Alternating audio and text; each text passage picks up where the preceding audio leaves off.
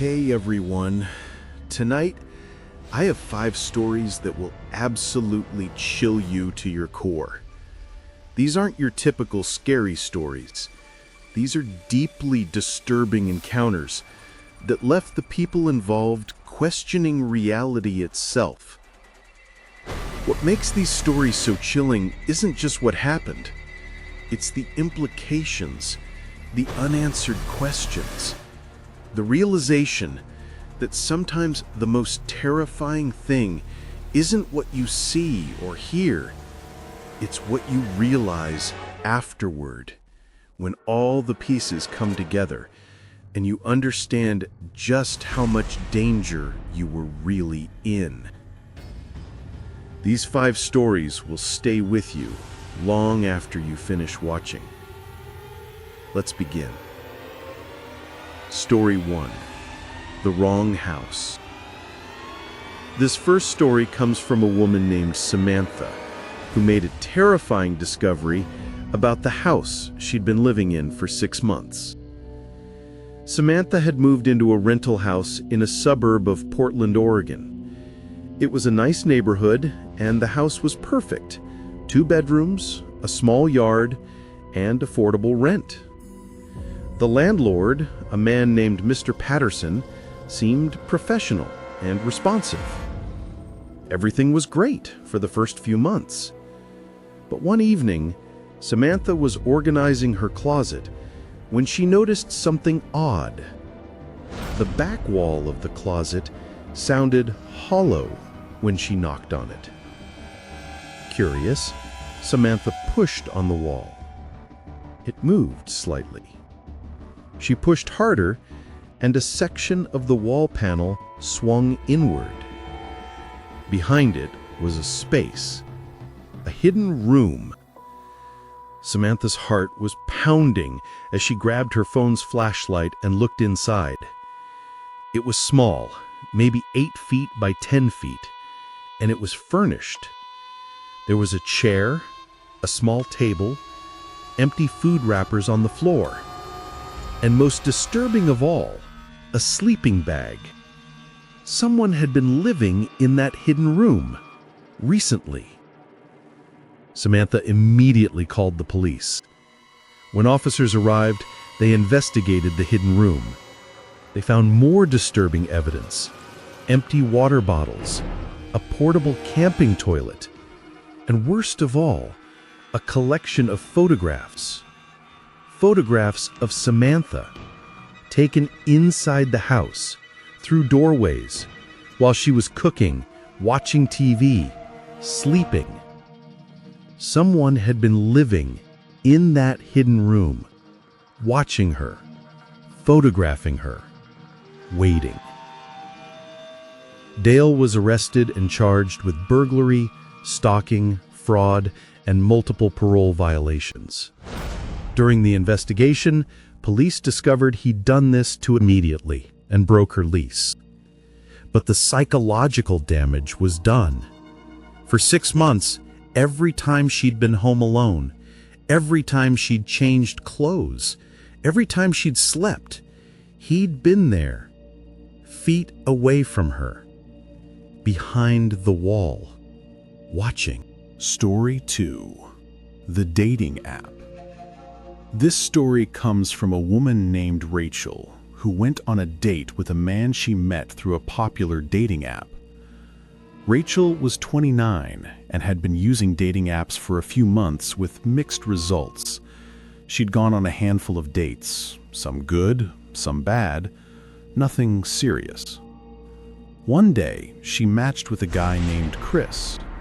His profile seemed normal, nice photos, interesting bio, stable job.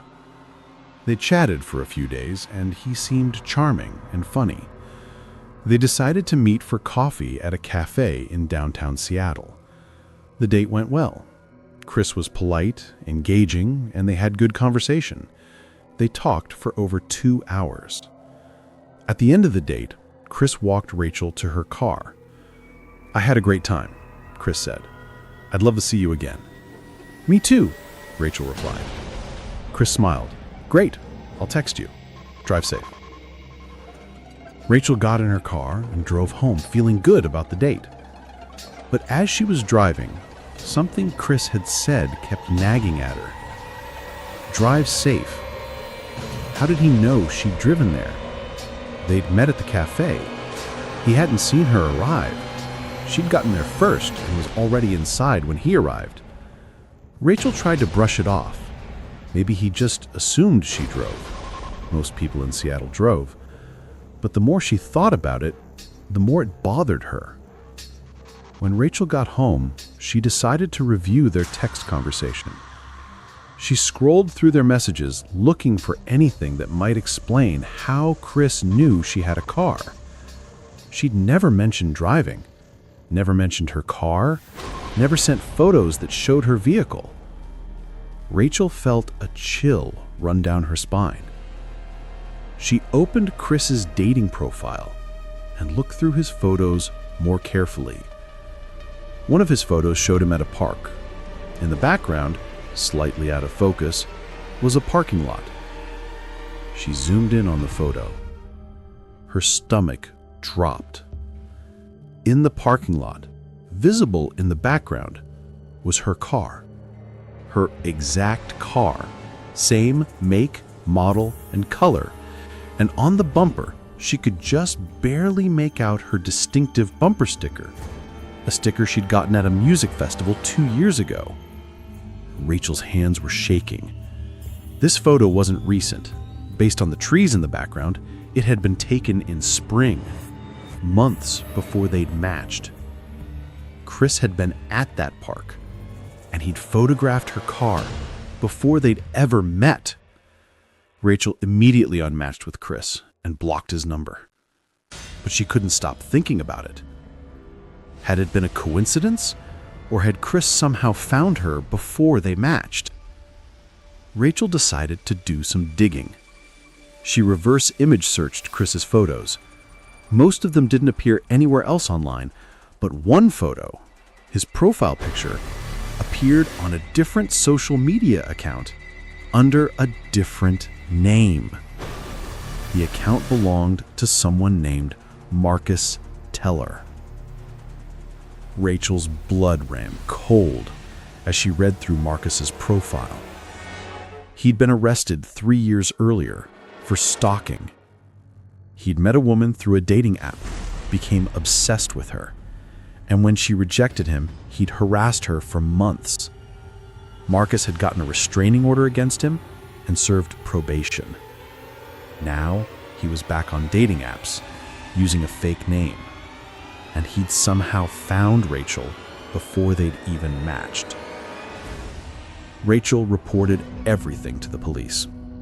They investigated and discovered Marcus had been using multiple fake profiles on various dating apps. He'd been tracking women's social media, finding their locations, photographing them without their knowledge, and then creating fake profiles designed to appeal to them specifically. When women matched with him, he'd already been following them for weeks or months. Marcus was arrested again and charged with stalking and violating his parole.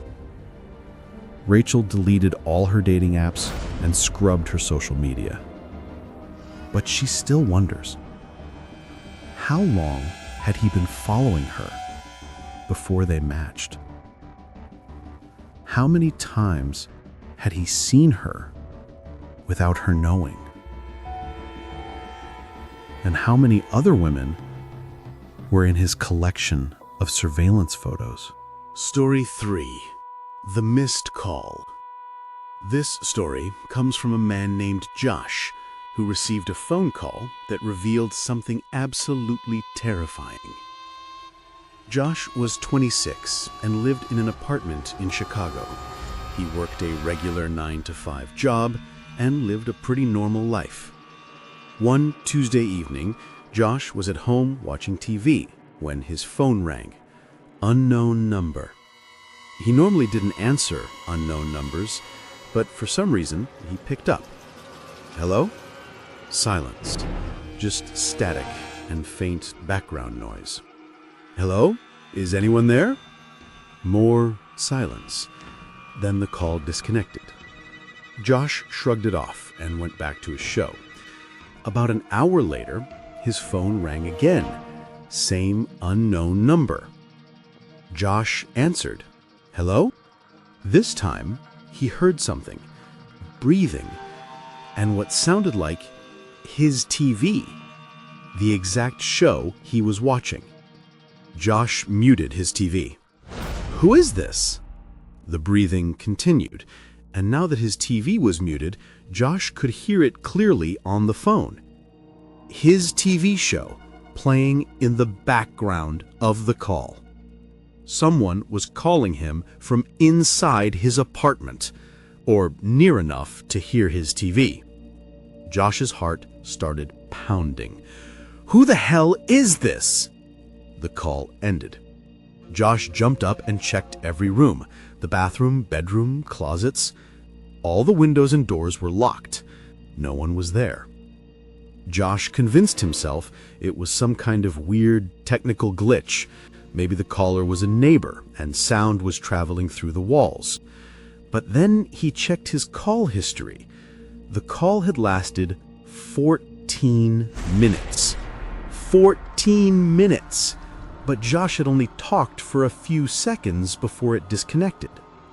He checked his phone's location history. At the time of the call, his phone's GPS showed he was at home, but the call was logged as if it came from his own phone? That didn't make sense. Josh called his phone carrier the next day. They looked into it and told him something disturbing. The calls had come from a cloned phone. Someone had cloned Josh's phone number and was using it to make calls. But here's the part that made Josh's blood run cold. To clone a phone, you need physical access to it, or access to very specific information that would require hacking someone's accounts. Someone had gotten close enough to Josh's phone or his personal information to clone it. The phone company flagged the activity and deactivated the cloned number. But Josh couldn't stop thinking about it. When had his phone been cloned? Who did it? And why were they calling him? A week later, Josh was going through his photos when he noticed something strange. There were photos on his phone he didn't remember taking. Photos of his apartment, taken from different angles. Photos of his bedroom, his bathroom, his computer. The timestamps showed they'd been taken 3 weeks earlier, while Josh was at work. Someone had been in his apartment, used his phone to take photos, and cloned it. Josh called the police. They investigated and found evidence of a break-in. The lock on his apartment door had been picked. Security footage from his building showed a man entering Josh's apartment one afternoon while Josh was at work. He spent over 30 minutes inside. The police identified him as a former maintenance worker at the building who'd been fired months earlier. He still had access to master keys. He was arrested and charged with burglary, stalking, and identity theft. During the investigation, police found he'd done this to multiple tenants, breaking in, photographing their homes, cloning their phones. No one knew why. The man never gave a clear explanation. Josh moved out of that building immediately, but he still checks his phone obsessively, looking for photos he didn't take, calls he didn't make, because he knows someone had complete access to his phone, his messages, his photos, his location. Everything. Story 4. The Childhood Friend. This story comes from a woman named Emily who reconnected with an old childhood friend and discovered something horrifying. Emily was 32 and living in Boston. One day she received a friend request on social media from someone named Jason Mills. The name seemed familiar. Emily clicked on his profile. The photos showed a man in his early 30s, and as Emily looked at them, a memory surfaced. Jason Mills. She'd known him as a kid. They'd been neighbors when Emily was around 8 years old, growing up in a small town in Vermont. Emily accepted the friend request and sent a message. "Jason, oh my gosh, I haven't thought about you in years. How have you been?" Jason replied almost immediately, "Emily, I can't believe I found you. I've been trying to track down people from the old neighborhood. Would love to catch up." They chatted back and forth, reminiscing about childhood memories, playing in the neighborhood, riding bikes, the elementary school they'd attended. After a few days, Jason suggested they meet for coffee. "I'm actually in Boston pretty often for work. Would love to see you in person." Emily agreed. They set a date for the following Saturday.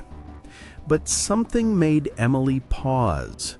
She decided to look at Jason's profile more carefully. Most of his photos seemed recent, but there were no photos from childhood, no family photos, nothing that actually confirmed his identity. Emily decided to do some digging. She contacted a few people she'd kept in touch with from Vermont, people who would have known Jason. No one remembered him. Emily's stomach tightened. She searched for Jason Mills and her old hometown. Nothing came up. She looked through her own childhood photos, the ones her parents had scanned and sent her over the years. There was no Jason Mills in any of them. Emily's hands were shaking as she went back to their message history. All the childhood memories Jason had mentioned were vague. He'd never brought up specific details that only someone who actually lived there would know. Emily sent a test message. "Remember our third-grade teacher, Mrs. Anderson?" Jason replied, "Of course, she was the best." Emily felt sick. Mrs. Anderson didn't exist. Emily had made up that name. Emily blocked Jason immediately and reported his profile. She contacted the police and explained the situation. They investigated Jason's profile and discovered it was fake. The photos were stolen from another person's social media. But here's what made Emily's blood run cold. The police traced the account to an IP address. An IP address in Boston, less than 2 miles from Emily's apartment. Whoever Jason was, he was local, and he'd been researching Emily's past, creating a fake identity to get close to her. The account was deactivated, but they never identified who was behind it. Emily changed all her privacy settings and removed her location from her profiles. But she still thinks about it. Someone had researched her childhood, figured out where she'd lived, created an entire fake person designed specifically to manipulate her. And they lived in her city, possibly watching her, waiting for another opportunity. Story 5: The Storage Unit. This final story comes from a man named David who was cleaning out his late father's storage unit and discovered something that made him question everything. David's father had passed away 6 months earlier. David had been slowly working through his father's belongings, and one of the last tasks was clearing out a storage unit his father had rented. David drove to the storage facility, a large complex on the outskirts of Tampa, Florida. He opened the unit and found it mostly filled with boxes, old furniture, and miscellaneous items. David spent several hours sorting through everything. Near the back of the unit, behind a stack of boxes, David found something unusual: a locked filing cabinet. David had the key ring his father had left behind. After trying several keys, he found one that fit. Inside the filing cabinet were folders, dozens of them. David pulled out the first folder and opened it. His blood ran cold. Inside were photos of a woman taken from a distance in parking lots, at the grocery store, outside her home. There were also documents, printouts of her social media posts, notes about her daily routine, her work schedule. David felt sick as he looked through the folder. His father had been stalking this woman. David opened another folder. Another woman. Same thing. Photos, documents, surveillance notes. Folder after folder. At least 20 different women. All stalked, all documented. David sat on the floor of the storage unit, his hands shaking. He'd known his father his entire life. He'd been a quiet man, a little odd maybe, but David had never suspected anything like this. David called the police. When officers arrived and saw the contents of the filing cabinet, they immediately launched a major investigation. The women in the folders were contacted. Most of them had no idea they'd been watched. But 2 of them had restraining orders against men they'd never identified, men who'd been stalking them years earlier. The timeline matched David's father. As the investigation continued, police made an even more disturbing discovery. 3 of the women in the folders had disappeared over the past 15 years. Their cases had gone cold. Police obtained search warrants for David's father's property. They found more evidence, trophies taken from the women, jewelry, personal items. David's father hadn't just been a stalker. He'd been a serial killer. The investigation is still ongoing. Police are working to locate remains and connect David's father to the cold cases. David is in therapy, trying to process the revelation. His entire life, he'd lived with a monster, eaten dinner with him, celebrated holidays with him, trusted him, and he'd never known. The worst part? David had brought girlfriends around his father over the years, introduced them, let them spend time at his father's house. And now David wonders, were they in danger? Were they being watched? Photographed? Added to a folder? David will never know, but he'll spend the rest of his life wondering if he unknowingly put people he loved in danger. Because the monster wasn't hiding in the shadows. He was sitting across